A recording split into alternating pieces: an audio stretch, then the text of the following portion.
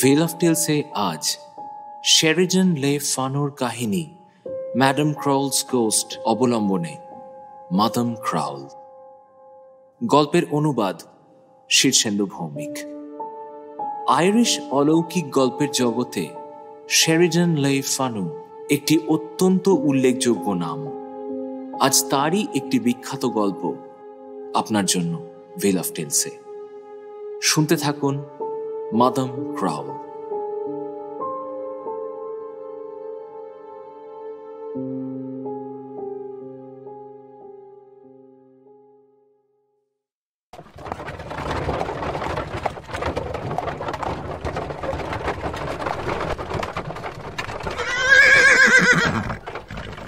সন্ধ্যের একটু পরেই স্টেজ কোচটা এসে থামল লেক্সহোতে। তার থেকে গুটি গুটি পায়ে নেমে এলো একটা বছর 12-13 বাচ্চা মেয়ে, হাতে একটা ঢাউস বাক্স। সেটার আয়তন ওর থেকেও বড়। একটু ভয়ে ভয়ে চোখে এদিক ওদিক চাইল মেয়েটা। ওর মনে কেমন যেন একটা টানা পোড়েন জেগে উঠছে। ভালোই তো ছিল ও হ্যাজেলডেনে ওর মায়ের সাথে। কেন যে পিসির চিঠি পেয়ে এতদূর মরতে আসতে গেল? অ্যাপেলবল হাউস নিশ্চয়ই এখান থেকেও অনেক দূর। হঠাৎ ওর চোখে পড়ল এক পাশে একটা ছ্যাঁকড়া ঘোড়ার গাড়ি দাঁড়িয়ে আছে। একটাই মাত্র ঘোড়া। সেই গাড়ির বুড়ো গাড়োয়ান এগিয়ে এলো ওর দিকে। তারপর বলল, এই যে খুকি, তুমি আমাদের হাউসকিপার মিসেস শাটার্সের ভাইজি না? মেয়েটা গম্ভীর মুখে বলল, হ্যাঁ, কিন্তু আমি মোটেই খুকি নই। আমি অনেক বড় হয়ে গেছি। ও মা, তাই বুঝি? তা কত বয়স তোমার? 13। বুড়ো কোনো মতে হাসি চেপে রেখে বলল,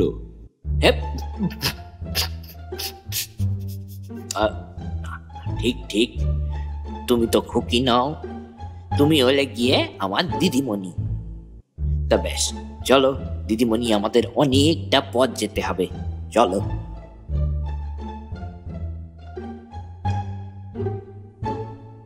ইচ্ছে না থাকলেও বুড়োর হাতে বাক্সটা দিয়ে গাড়িতে উঠে পড়ল মেয়েটা। ওদের পাড়া গায়ে এই ধরনের গাড়িগুলোকে বলে সে। মুখে যতই গম্ভীর ভাব করুক, মাকে ছেড়ে আসতে বেশ কষ্ট হয়েছে ওর। চোখ থেকে রীতিমতো কান্না ঠেলে বেরোতে চাইছে। বুড়ো গাড়োয়ান সেটা ভালোই বুঝতে পেরেছে। সে ওর বাক্সটা গাড়ির পিছনে বেঁধে রেখে গাড়ির সামনে এসে ঘোড়ার লাগাম ধরে বসল। তারপর মেয়েটার মন ভালো করার জন্য নানা রকম গল্প করতে লাগলো। বলো খুকি। ও সরি, তুমি তো দিদিমণি। তোমার কি মন খারাপ? দেখবে অ্যাপেল ওয়ার্ল্ডে পৌঁছে কত মজা হবে। তোমার পিসি তোমার জন্য কেক, চা, মাংসের চপ, কত কিছু বানিয়ে রেখেছে। গিয়েই সব গরম গরম খাবে, যদিও অনেকটা পথ। আচ্ছা আচ্ছা, দাঁড়াও দাঁড়াও। এই বলে লোকটা গাড়ি থামিয়ে কোথা থেকে যেন টাটকা কিছু আপেল কিনে আনলো। তারপর মেয়েটার হাতে দিয়ে বলল, নাও দিদিমণি গো, এই নাও এই নাও, খাও। হ্যাঁ, অনেকটা পথ, তোমার নিশ্চয়ই খুব খিদে পেয়েছে। খাও, হ্যাঁ খাও। এতক্ষণে মেয়েটার মুখে সামান্য হাসি ফুটল। গাড়ি আবার চলতে শুরু করেছে। ও বলল, দাদু, তোমার নাম কি? আমার নাম জন মালবেরি। তোমার নাম কি দিদিমণি? মেরি। বাহ বাহ, সুন্দর নাম, মিষ্টি নাম। তা দিদিমণি, তুমি কি পিসির কাছে বেড়াতে যাচ্ছ? না না, আমি তো চাকরি করতে যাচ্ছি। চাকরি? তুমি এইটুকুন মেয়ে কি চাকরি করবে গো? ও না না না না, তুমি তো আবার বড় হয়ে গেছো। তো কি চাকরি করতে হবে তোমাকে? মেয়েটা এবার ভারী কি স্বরে বলল, সে তো অনেক কাজ। অ্যাপেল বলে ডেম অ্যারাবেলা ক্রাউলের দেখাশোনা করতে হবে। ওরে বাবা, সে তো অনেক কাজ। তা ভালো ভালো। তবে কি জানো তো দিদিমণি, এই কাজ তুমি বেশি দিন করতে পারবে না। কেন পারবো না কেন? কারণ আর কাউকে বলো না কিন্তু, হ্যাঁ, আমি তোমাকে বলছি শুধু। উনি মানে ওই মাদাম ক্রাউল একদম ভালো মানুষ নন। আধা মানুষ আধা শয়তান। তোমার কাছে বাইবেল আছে? হ্যাঁ আছে তো। আমার মা সব সময় আমার বাক্সে বাইবেল দিয়ে দেয়। বেশ, খুব ভালো। তো তোমার মায়ের দেওয়া ওই বাইবেলটা প্রতিদিন রাতে বালিশের তলায় নিয়ে শোবে, কেমন? তাহলে ওই বুড়ি আর তোমার কোনো ক্ষতি করতে পারবে না। বাচ্চা মেয়েটা এসব শুনে ভীষণই ভয় পেয়ে গেল, কিন্তু মুখে কিচ্ছু প্রকাশ করলো না। ওর খুব ইচ্ছে করছিল এই মাদাম ক্রাউল সম্বন্ধে বুড়ো মালবেরিকে আরো কিছু জিজ্ঞেস করে, কিন্তু ৭-৫ ভেবে ও চুপ করে রইল। চাঁদনি রাতে গাড়ি ছুটে চলল অ্যাপেল বলের পথে।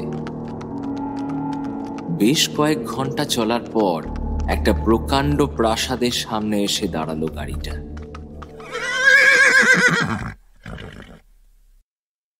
সেই বাড়ির চেহারা দেখে তো মেরির চক্ষু চড়ক গাছ।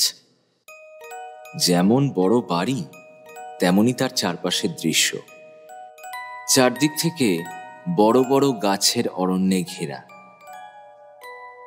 চাঁদের আলোয় একটা রূপোলি চাদর যেন মুড়িয়ে রেখেছে চারপাশটা।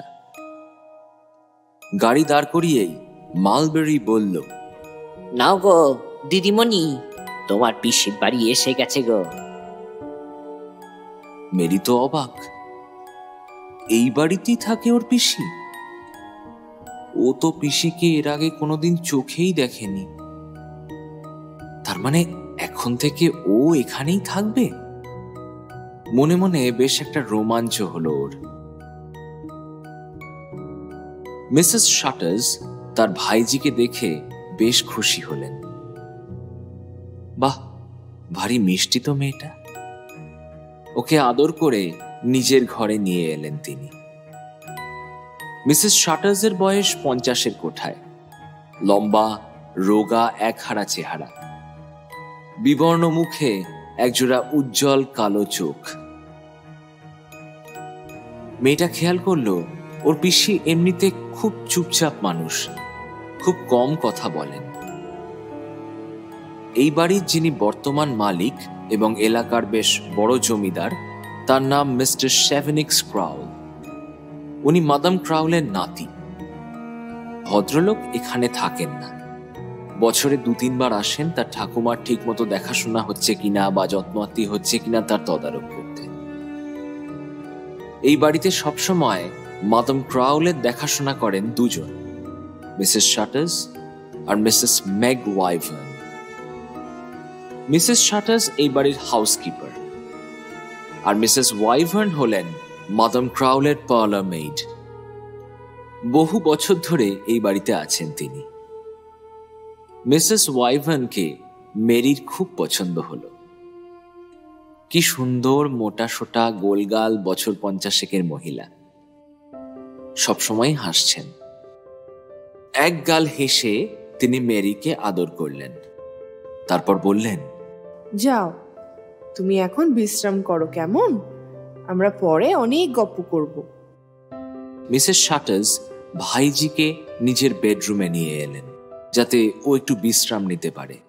তারপর আদর করে ওর পিঠ চাপড়ে দিয়ে বললেন, বাহ, তুই তো তোর বয়সের তুলনায় অনেক লম্বা হয়ে গেছিস। তোকে ঠিক আমার ভাই, মানে তোর বাবার মতো দেখতে হয়েছে। তারপর চলে গেলেন চা বানাতে। মেরি ঘুরে ঘুরে এ ঘর ও ঘর দেখতে লাগলো। পাশের ঘরটাই হাউসকিপার রুম। বেশ গরম আর আরামদায়ক। ফায়ারপ্লেসে গনগনে করে আগুন জ্বালানো হয়েছে। একটু পরেই চা, গরম কেক আর ধোয়া ওঠা মাংসের পিঠে চলে এলো। টেবিলে বসে খেতে খেতে মিসেস ওয়াইভার্ন নানান গল্প করতে লাগলেন। তার স্বভাব মেরির পিসির পুরো বিপরীত। পিসি যতটাই স্বল্পবাক, মিসেস ওয়াইভার্ন ততটাই বেশি কথা বলেন। ইতিমধ্যে মিসেস শাটার্স উপরে দেখতে গেলেন মাদাম ক্রাউল ঠিকঠাক আছেন কিনা। মিসেস ওয়াইভার্ন বলতে লাগলেন, তোমার পিসি দেখতে গেলেন জুডিথ জেগে আছে কিনা। আমি আর উনি যখন অন্য কাজে ব্যস্ত থাকি তখন জুডিথই মাদাম ক্রাউলকে পাহারা দেন। ম্যারি একটু অবাক হয়ে বলল, ওনাকে পাহারা দিতে হয় কেন? ওরে বাবা, জানো না তো সেই বুড়ি কি জিনিস। কখন যে কি করে বসবে কিচ্ছু বলা যায় না। সব সময় চোখে চোখে রাখতে হয়। তো এই দেখলে হয়তো শুয়ে আছে, আবার ঠিক পর মুহূর্তেই দেখবে ঘুমের মধ্যে হেঁটে আগুনের কাছে চলে গেছে, অথবা অনেক সময় জানলা দিয়ে বাইরে লাফ দেওয়ার চেষ্টাও করছে। আসলে অনেক বয়স তো। কত বয়স ওনার? ও বাবা, অনেক, 93 বছর 8 মাস। তবে হ্যাঁ শোনো, তোমার পিসির সামনে বুড়িকে নিয়ে কোনো কথা তুলবে না, কেমন? আর আমাকে কি কাজ করতে হবে? তোমার কাজ সেটা তোমার পিসিই বলতে পারবেন। তবে আমার যতদূর মনে হয় তোমাকে ওই ঘরের একটা কোণায় শুধু বসে থাকতে হবে, আর খেয়াল রাখতে হবে যাতে বুড়ি এদিক ওদিক চলে না যেতে পারে। খাটের পাশের টেবিলে খাবার দাবার পানীয় সব রাখা থাকবে। যদি কখনো উনি চান সেগুলো তখন ওনাকে দিতে হবে। আর যদি উনি কোনো রকম গড়বড় করেন তাহলে বেল বাজিয়ে সবাইকে ডাকতে হবে। উনি কি কানে শুনতে পান না? আরে না না, সব শুনতে পায়, দেখতেও পায় পরিষ্কার, একেবারে টনটনে জ্ঞান। শুধু মাঝে মধ্যে কেমন একটা গন্ডগোল হয়ে যায়, কাউকে চিনতে পারে না, ভুলভাল বকে। আচ্ছা ম্যাম, আগের মেয়েটা চলে গেল কেন গো? পিসির মাকে চিঠিতে লিখেছিলেন সে চলে যাবে, তাই আমি যেন এখানে চলে আসি। হ্যাঁ, ও চলে গেছে তো। কিন্তু কেন? মনে হয় তোমার পিসির কথা শোনেনি, ঠিক জানি না গো। আর শোনো, তোমার পিসির সামনে কিন্তু এত কথা বলো না, আর কোনো রকম প্রশ্নও করো না। তোমার পিসি তো কম কথার মানুষ, উনি এসব একদম পছন্দ করেন না। বিশেষ করে ছোট বাচ্চাদের কথা বলা তো একদমই সহ্য করতে পারেন না। আচ্ছা ম্যাম, আর একটা কথা, এই ওল্ড লেডি কি এখন সুস্থ আছেন?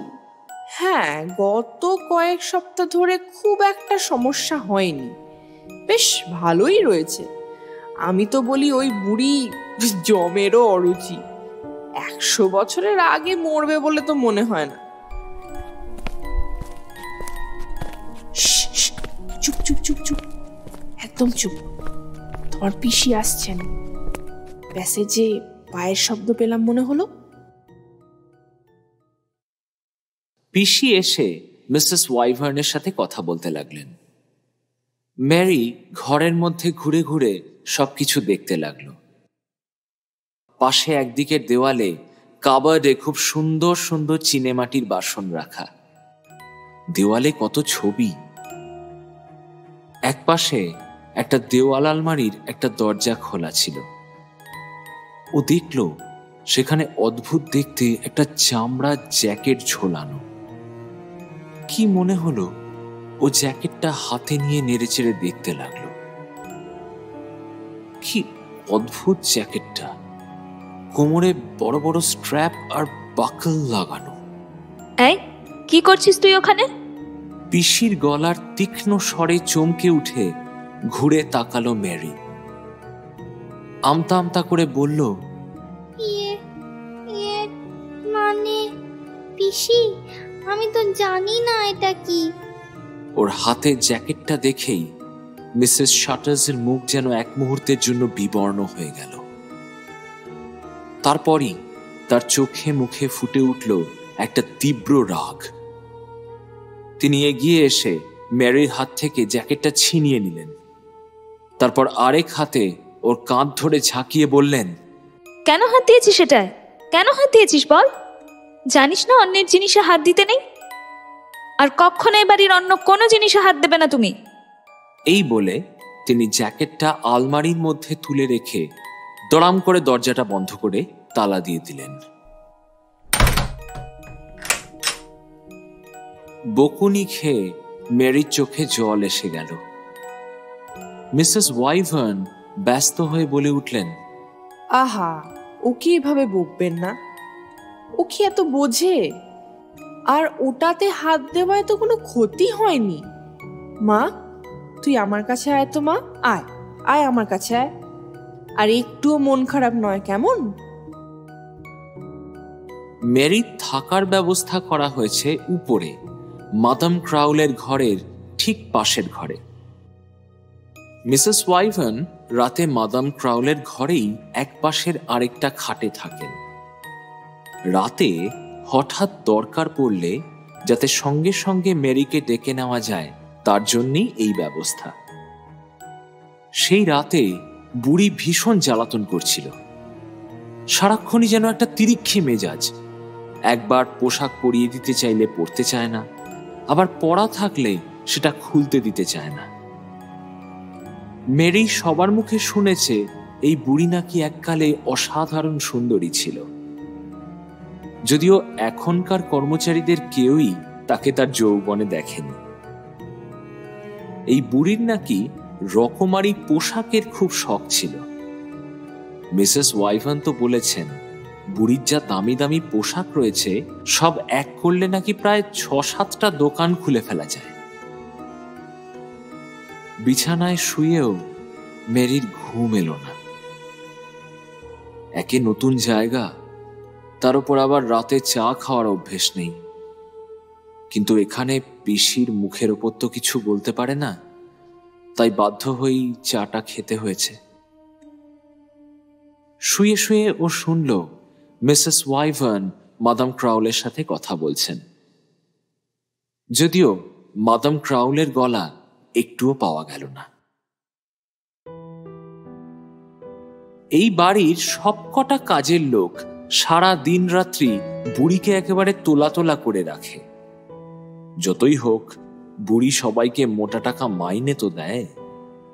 বুড়ি মরলে তো সবার ভাত উঠে যাবে এই বাড়ির থেকে। তখন আর এত নিশ্চিন্ত জীবন ওরা পাবে কোথায়? তাই সবাই খুব সতর্ক থাকে।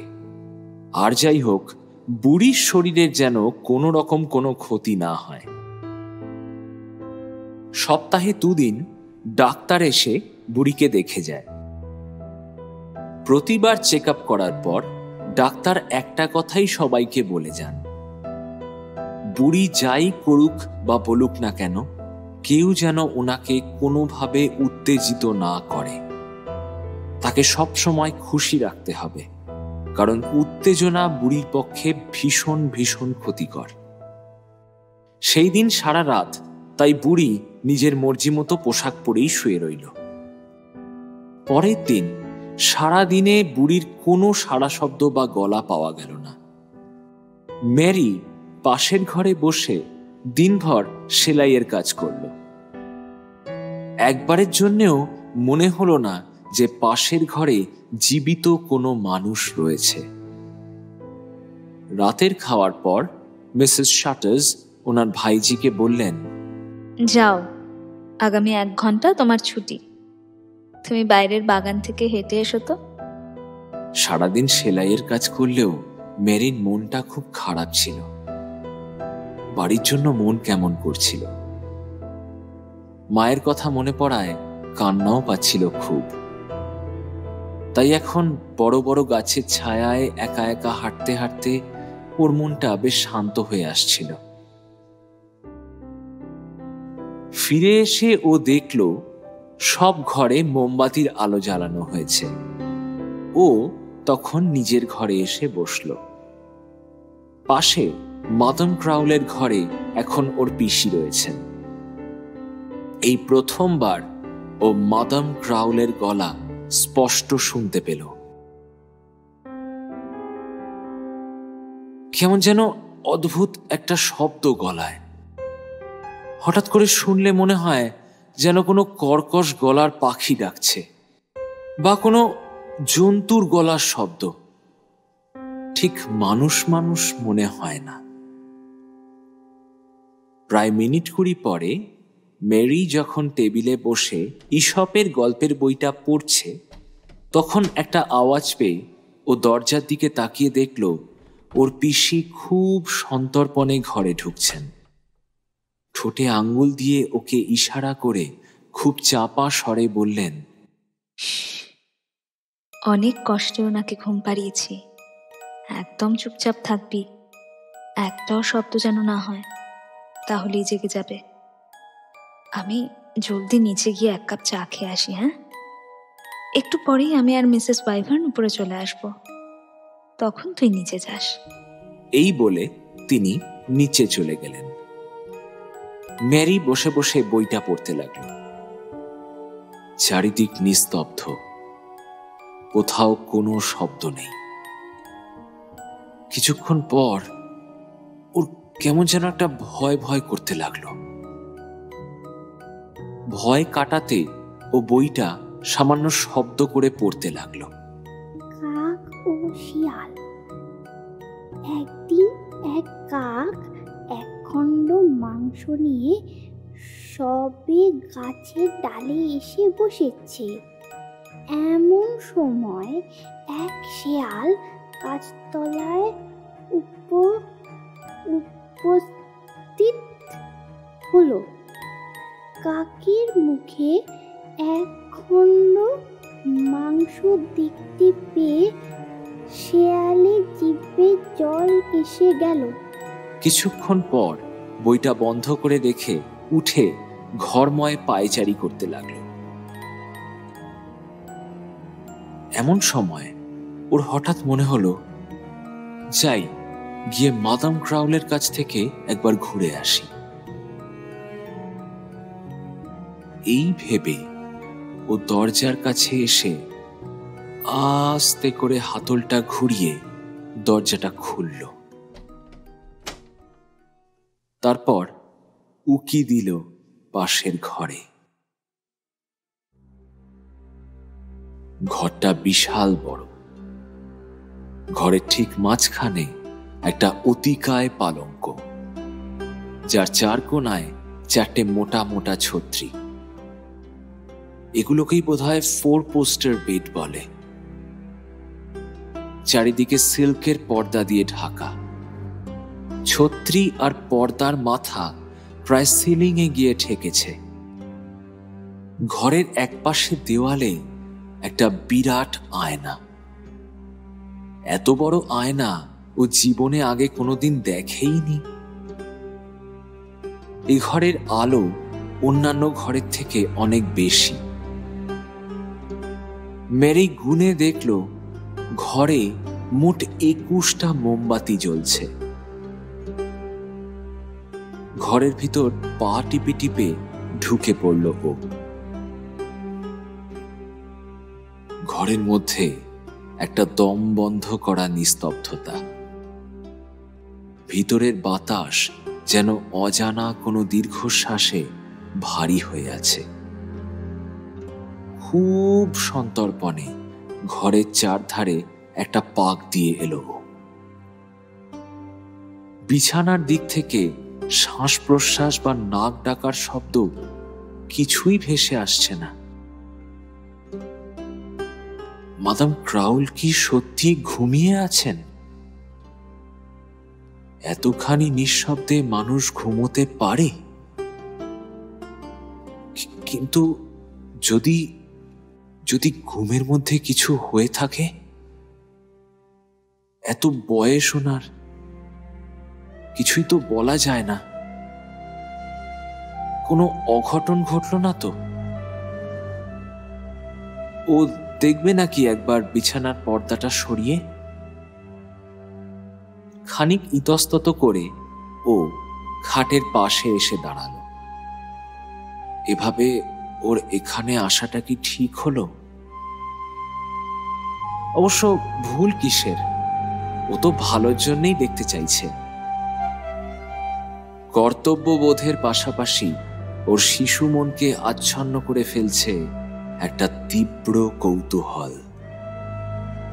এই বাড়িতে আসার পর থেকে একবারও ও মাদাম ক্রাউলকে দেখেনি। এটাই একমাত্র সুযোগ। কাঁপা কাঁপা হাতে খুব ধীরে ধীরে ও পর্দাটা সরালো, আর সেটা সরাতেই চমকে পিছিয়ে এলো।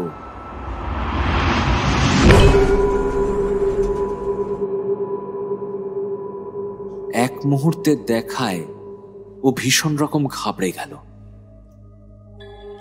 ওটা ওটা মানুষ। ওর যেন স্পষ্ট মনে হলো একটা অস্থিসার নরকঙ্কাল শুয়ে আছে খাটের উপর। প্রাথমিক ভয়টা একটু কেটে যেতে ও আবার এগিয়ে এসে পর্দাটা সরালো। না, কঙ্কাল নয়, বরং কঙ্কালসার একটা মানুষ। কোনো জীবিত মানুষ এতখানি রোগা হতে পারে তা ওর জানা ছিল না। মাদাম ক্রাউলের পরনে আগেকার দিনের মতন কারুকাজ করা স্যাটিন আর সিল্কের পোশাক।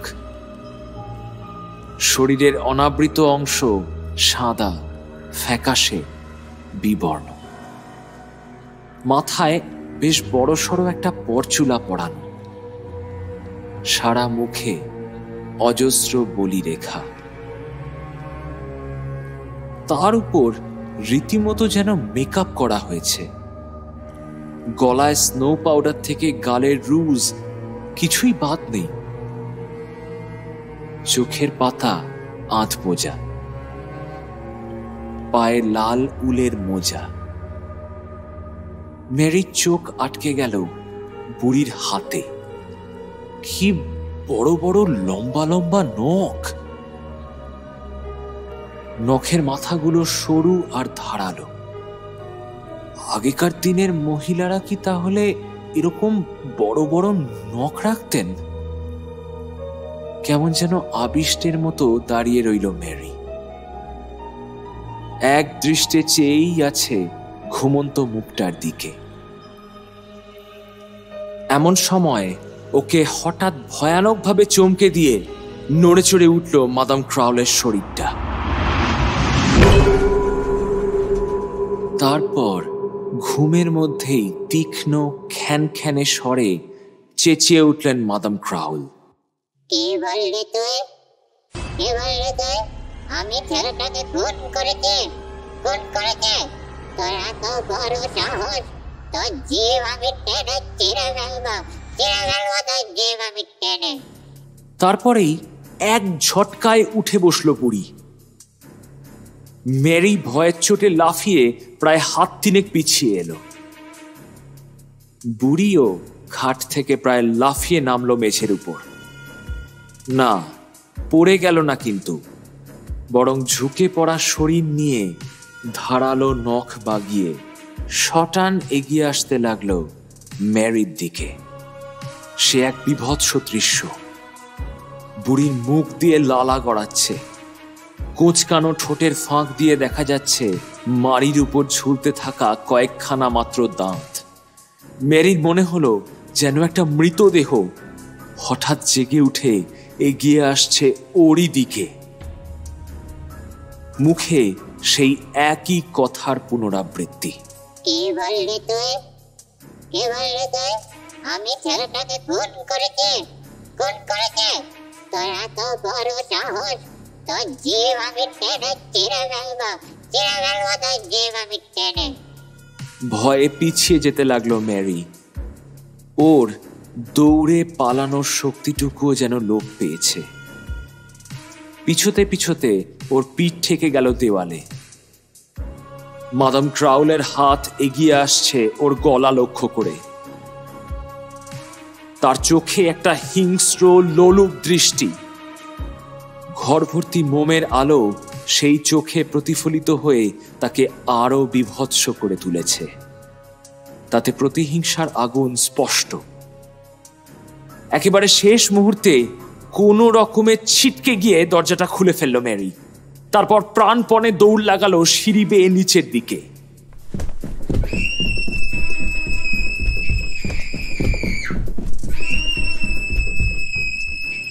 ওর চিৎকার শুনে মিসেস ওয়াইভার্ন ছুটে এসেছেন। ওকে কোনো রকমে জড়িয়ে ধরে তিনি বললেন, কি হয়েছে, কি হয়েছে, কি হয়েছে, আমাকে বল, কি হয়েছে? চিৎকার করছিস কেন? কিসে ভয় পেয়েছিস মা, কিসে ভয় পেয়েছিস? মেরি কোনো মতে তাকে সব কথা খুলে বলল। সব শুনে তিনি বললেন, সে কি কথা? আর তুমি কেন গিয়েছিলে ওই ঘরে? আমি দেখতে গিয়েছিলাম উনি ঠিক আছেন কিনা। উনি তোকে কথাটা ঠিক কি বলেছেন আমাকে বলতো। উনি বললেন, তোর এত বড় সাহস! কি বললি তুই, কি বললি? আমি ছেলেটাকে খুন করেছি? তোর জিভ আমি টেনে ছিঁড়ে ফেলবো। এই ঘটনার পর থেকে জুডিথ সবসময় মেরির সাথে সাথে থাকে। প্রায় সপ্তাহখানেক পরে মিসেস ওয়াইভার্ন মেরিকে মাদাম ক্রাউল সম্পর্কে একটা অজানা কথা বললেন। আজ থেকে প্রায় 70 বছর আগে মাদাম ক্রাউল ছিলেন এক অপরূপ সুন্দরী যুবতী। তিনি অ্যাপেল ওয়ালের জমিদার ক্রাউলকে বিয়ে করেন।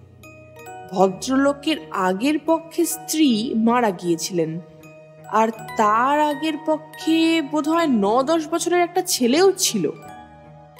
একদিন সকালে ছেলেটা হঠাৎ কোথায় যেন নিরুদ্দেশ হয়ে গেল, হারিয়ে গেল।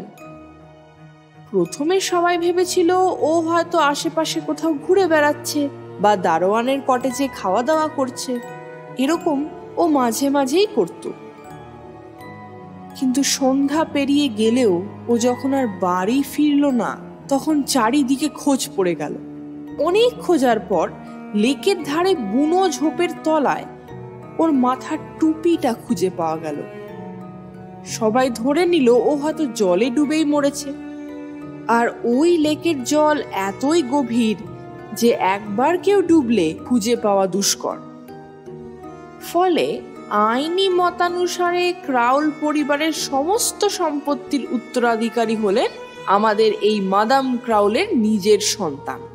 তারই ছেলে আজকের এই সেভেনিক্স ক্রাউল। সেই ছেলেটির অন্তর্ধান নিয়ে বহুদিন পর্যন্ত অনেক জল ঘোলা হয়েছে। সকলেরই মনে সন্দেহ ছিল এই ঘটনার পিছনে মাদাম ক্রাউলের হাত তো রয়েছে, কারণ এটা কারোরই অজানা ছিল না যে তিনি বাইরে থেকে যতই সুন্দরী হোক না কেন, ওর মন ছিল অত্যন্ত কদর্য। মাদাম ক্রাউল ওর স্বামীকে ভুলভাল বুঝিয়ে এই পুরো ব্যাপারটা নিজের হাতের মুঠোয় নিয়ে এসেছিলেন। সময়ের সাথে সাথে ঘটনাটা তাই পুরো চাপা পড়ে গেল। এরপর ক্রমে ক্রমে প্রায় 6 মাস কেটে গেছে।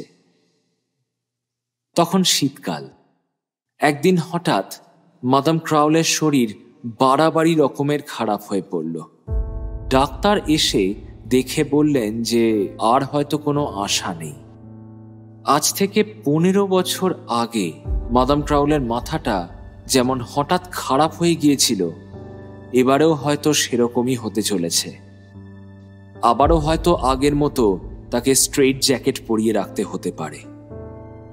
মেরি ফিসফিস করে মিসেস ওয়াইভার্নকে জিজ্ঞেস করল, স্ট্রেট জ্যাকেট কি গো? মিসেস ওয়াইভার্ন বললেন, আরে ওই তো, যেই জ্যাকেটটা ধরে প্রথম দিনই তোর পিসির কাছে বকা খেয়েছিলিস। পাগলরা যখন খুব হিংস্র হয়ে ওঠে তখন ওটা পরিয়ে দিলেই হাত পা বাঁধা হয়ে যায়। তবে ডাক্তারের আশঙ্কা সত্যি হলো না। মাদাম ক্রাউল খুব যন্ত্রণা পেলেন, বিছানায় এপাশ ওপাশ করতে লাগলেন, কিন্তু একটুও উন্মত্ত আচরণ করলেন না। শেষে সেই যন্ত্রণাই একটা চরম খিঁচুনিতে পরিণত হলো। আর অনেক চেষ্টার পর সেই খিঁচুনি যখন শান্ত হলো, ততক্ষণে মাদাম ক্রাউলের পুরো শরীরটাই চিরতরে শান্ত হয়ে গেছে। চার্চের পাদ্রীকে ডাকা হলো। তিনি এসে মন্ত্র পড়ে আচার অনুষ্ঠান করে মাদাম ক্রাউলের আত্মার শান্তি কামনা করলেন। প্যারিসে ওনার নাতিকে খবর দেওয়া হলো, কিন্তু তার আস্তে আস্তে তো 3-4 দিন লেগেই যাবে। তাই শেষ অবধি ডাক্তার, পাদ্রী সকলে মিলে সিদ্ধান্ত নিলেন যে মাদাম ক্রাউলকে সমাধিস্থ করে দেওয়াই উচিত হবে। তারা দুজন ও বাড়ির সমস্ত ভৃত্যরা মিলে লেক্সহো চার্চের গোরস্থানে মাদাম ক্রাউলকে সমাধিস্থ করে এলেন। এবার শুধু অপেক্ষা করা ছাড়া আর কোনো কাজ নেই। মনিব এসেই সিদ্ধান্ত নেবেন যে কাজের লোকদের রাখবেন নাকি পাওনাগণ্ডা মিটিয়ে তাদের ছেড়ে দেবেন। সকলের মনেই একটা চাপা উৎকণ্ঠা। শুধু ম্যারির মনে একটা আনন্দের আভাস। ও হয়তো এবার মায়ের কাছে ফিরে যেতে পারবে। বাড়ি গিয়ে ভাই বোনদের সাথে খেলা করবে, ওর পোষা বিড়াল কুকুরগুলোকে আদর করবে, খুব মজা হবে। এখন অন্য একটা ঘরে ম্যারির শোয়ার ব্যবস্থা করা হয়েছে। এই ঘরটা মাদাম ক্রাউলের ঘরের থেকে অনেকটা দূরে। বিশাল বড় একটা ঘর। সে ঘরে আসবাব বলতে শুধু একটা খাট আর একজোড়া টেবিল চেয়ার। সেদিন রাতে শুয়ে শুয়ে ও বাড়ির কথাই ভাবছিল। উত্তেজনায় ঘুম আসছিল না। তখন সবে রাত 12টা বেজেছে। ম্যারি হঠাৎ দেখল ঘরের একপাশের দেওয়ালের মাঝখান থেকে একটা উজ্জ্বল লাল আলো যেন ফুটে বেরোচ্ছে। ম্যারি চমকে উঠল। কি হচ্ছে এটা? তারপর ও ভালো করে কিছু বুঝে ওঠার আগেই আলোটা একটা আকৃতিতে পরিণত হলো। একটা মানুষের আকৃতি। সেই ছায়ামূর্তিটা আর কেউ নয়, সদ্য মৃতা বুড়ি মাদাম ক্রাউল। পরনে সেই স্যাটিনের পোশাক, চোখ থেকে ঠিকরে বেরোচ্ছে এক পৈশাচিক আগুন। এবার ধীরে ধীরে ছায়ামূর্তিটা এগিয়ে আসতে লাগলো ম্যারিরই দিকে। ও ভয়ে বিছানার এক কোণে সিটিয়ে গেল। ছায়ামূর্তিটা একদম ওর কাছে চলে এসেছে। ম্যারি চোখ বন্ধ করে ঘুমিয়ে থাকার ভান করল। কে যেন ওর মনের মধ্যে বলল, এটাই বাঁচার একমাত্র পথ। ছায়াটা ওর সামনে এসে ওর মুখের ওপর ঝুঁকে পড়ে দেখতে লাগলো। ম্যারির হঠাৎ খুব ঠান্ডা লাগছে, যেন একটা হিমশীতল বাতাসের বোঝা চেপে বসেছে ওর বুকের উপরে। ও তবু নড়ল না, চোখও খুলল না। হঠাৎ ওর মনে পড়ল ওর মায়ের দেওয়া বাইবেলটা ওর বালিশের তলাতেই রয়েছে। কথাটা মনে পড়তেই ওর মন অনেক শান্ত হয়ে এলো। ছায়ামূর্তিটা এবার ওর কাছ থেকে সরে ভেসে চলে গেল উল্টো দিকের দেওয়ালটার সামনে। ম্যারি আধ বোঝা চোখে খেয়াল করতে লাগলো তার কীর্তিকলাপ। ছায়াটার হাতে এবার একটা চাবি চলে এসেছে, বেশ বড়সড় একটা চাবি। তার পিছনের দিকটা পিতলের তৈরি। সেটা দেওয়ালের মধ্যে ঢুকিয়ে একটা দরজার মতো কিছু খুলে ফেলল ছায়াটা। তারপর সেখানে মাথা ঢুকিয়ে কিছুক্ষণ থমকে রইল, যেন কিছু একটা খুব মন দিয়ে দেখছে। তারপর আবার দরজাটা বন্ধ করে দিয়েই মূর্তিটা খাটের দিকে ঘুরল। তার মুখে এখন একটা বাঁকা নিষ্ঠুর হাসি ফুটে উঠেছে। অবাক হয়ে মেরি দেখল ছায়াটা ঘরের মধ্যেই অন্ধকারে মিলিয়ে গেল। মেরি আর শুয়ে থাকতে পারল না, বিছানা থেকে লাফিয়ে নেমে দৌড় লাগালো। অন্ধকারে কোনো মতে মিসেস ওয়াইভার্নের ঘরের দরজাটা খুঁজে পেয়ে ও প্রাণপণে সেটা ঝাঁকাতে লাগলো।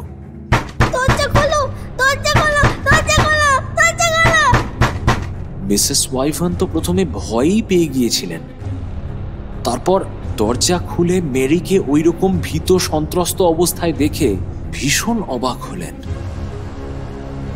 তৎক্ষণাৎ মেরিকে নিয়ে তিনি মিসেস শাটার্সের ঘরে চলে এলেন।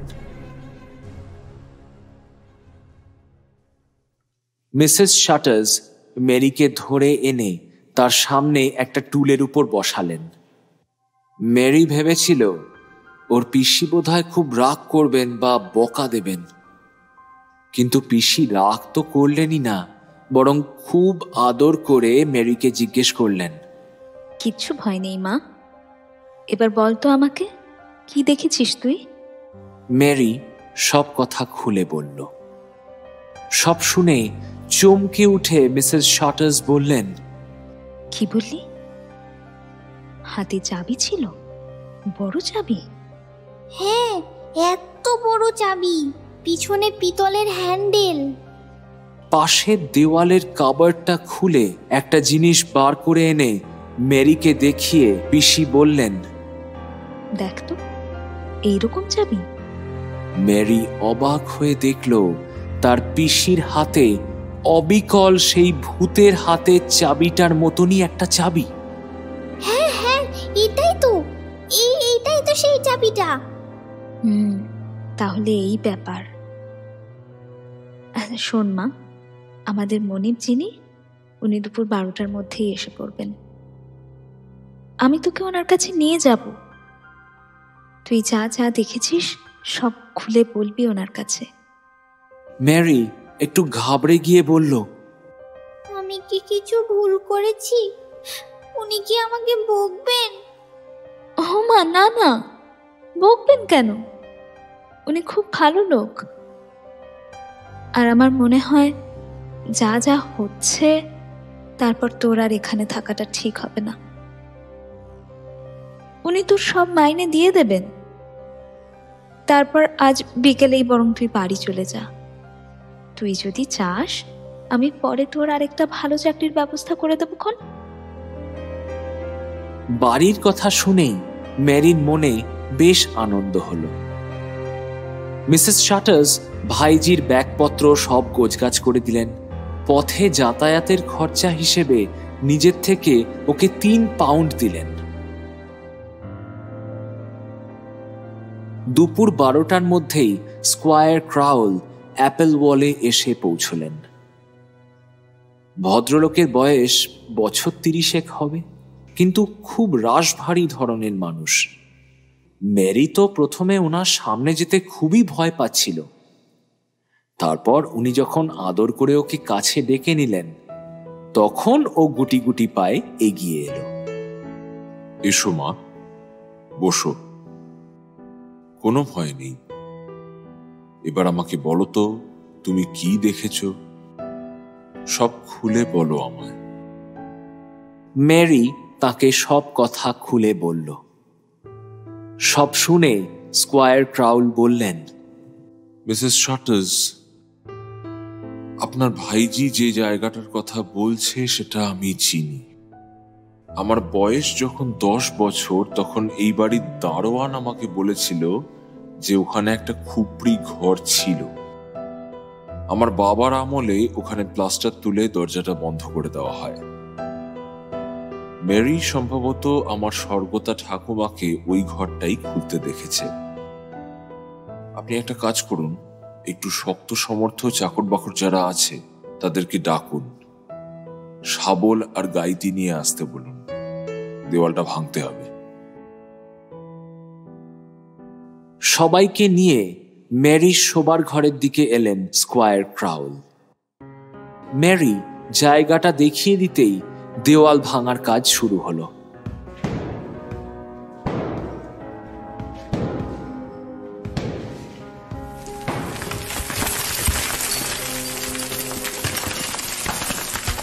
মুহুর্মুহু আঘাতে কিছুক্ষণের মধ্যেই দেওয়ালের প্লাস্টার ভেঙে পড়ল। পিছন থেকে বেরিয়ে পড়েছে একটা প্রাচীন দরজা। চাবিটা দরজার ফুটোয় ঘোরাতেই ক্যাচ ক্যাচ শব্দ করে দরজাটা খুলে গেল। ভিতরে দুর্ভেদ্য অন্ধকার। লণ্ঠন জ্বালিয়ে স্কোয়ার ক্রাউল ঘরে ঢুকলেন, পিছনে মিসেস শাটার্স। ম্যারিও ঢুকতে যাচ্ছিল, কিন্তু মিসেস ওয়াইভার্ন তাকে হাত ধরে মানা করলেন। ফিকে লণ্ঠনের আলোয় স্কোয়ার দেখলেন খুপড়ি ঘরটার মধ্যে একটা বেশ বড়সড় বাক্স রাখা, আর তার ঠিক উপরে হুমড়ি খেয়ে পড়ে আছে একটা নর কঙ্কাল। কঙ্কালটার আকার দেখে বোঝা যায় সেটা সম্ভবত 9-10 বছরের কোনো বালকের। শিউরে উঠে ঘর থেকে বেরিয়ে এলেন দুজনেই। স্কোয়ার চাপা স্বরে বললেন, মাই গড, তাহলে গুজবটা মিথ্যে ছিল না। সত্যি আমার ঠাকুমা তাহলে তার স্বামীর আগের পক্ষের সন্তানকে খুন করেছিলেন। তারপর ম্যারির মাথায় হাত বুলিয়ে বললেন, আপনার ভাইজি খুব সাহসী আর বুদ্ধিমতী। ও আমার অনেক উপকার করেছে, ওকে আমি পুরস্কার দেব। ও আজকে বাড়ি যাবে আপনি বলেছিলেন, তো ওর এতদিনের কাজের বেতন তো আমি নিশ্চয়ই দেব, তার উপরে ওকে আমি আরো 50 পাউন্ড দিচ্ছি।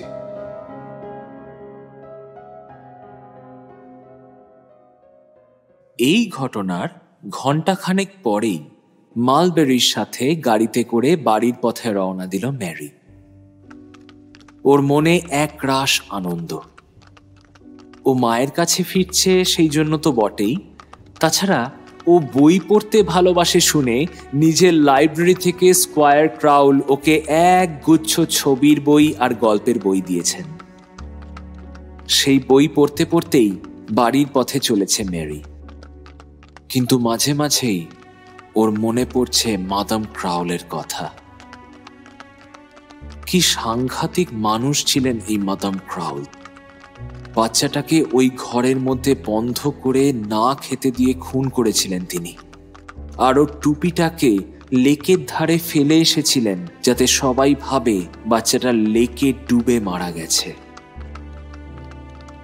মেরি ভাবল ও যখন অনেক বড় হয়ে যাবে তখনও ওর মনে অ্যাপল ওয়ালের দিনগুলোর স্মৃতি ছবির মতো স্পষ্ট হয়ে থাকবে। এইটুকু বয়সে এত অভিজ্ঞতা কজনের হয়? তারপরেই ওর মনে হলো, উমা, এইটুকু বয়স মানে ও তো অনেক বড় হয়ে গেছে। নিজের মনেই ও বলে উঠল, আমি অনেক বড় হয়ে গেছি।